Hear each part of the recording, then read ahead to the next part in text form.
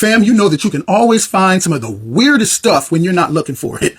Let's talk about Errementari, the Blacksmith, and the Devil. Now, this came out in 2017. It was a horror fantasy that came over from Spain. You know, Spain, Argentina, and Brazil, they all tend to deliver some pretty interesting stuff. I can always count on finding some gems coming from those places. Now, this movie revolves around this young girl that crosses paths with the town's blacksmith. Now, this guy stays isolated on his own property behind these high locked gates that are surrounded with spikes and traps and, of all things, crosses. The little girl finds out the man's secret, and that's that he somehow captured the devil, and he's been holding him there, torturing it to prevent it from escaping and claiming his soul to take back to hell. Fam, I got a kick out of this movie. It's the kind of fantasy storytelling that I like. It's a period piece, so the costuming and the set designs, they were very well done. The atmosphere and the overall tone of the movie, it accomplished the task of submerging you into that dark, grim fantasy world that they created. It was beautifully shot. The creature designs were nicely done with color and details. Now, we've seen this concept play out many other times in movies and shows, right? Yet, the way they presented it, it doesn't make it feel like it's something that you've seen before. The movie is dark, it's funny in some parts, and it also has a bit of emotional weight also because it deals with the subject of suicide and how that plays into certain people's religious beliefs. I did describe it as a horror fantasy, but I feel it's more fantasy than horror because I didn't find the movie scary at all. I mean, outside of the visuals and the creature makeup, there really wasn't anything scary about it.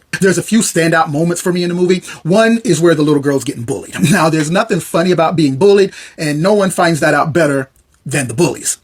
Another is the interaction with the devil. Now, the idea of the devil being tortured by a blacksmith and a little girl is comedy itself, but the way they're doing it came way out of left field. Fam, I enjoyed the movie, and if you like fantasy storytelling and you don't mind demonic imagery, then I'll say check it out. It's coming in at 1 hour and 38 minutes, and it's streaming over on Netflix if you'd like to check it out for yourself, or maybe you already have. Fam, either way, hit me up over there in those comments, and let's talk about Errementari.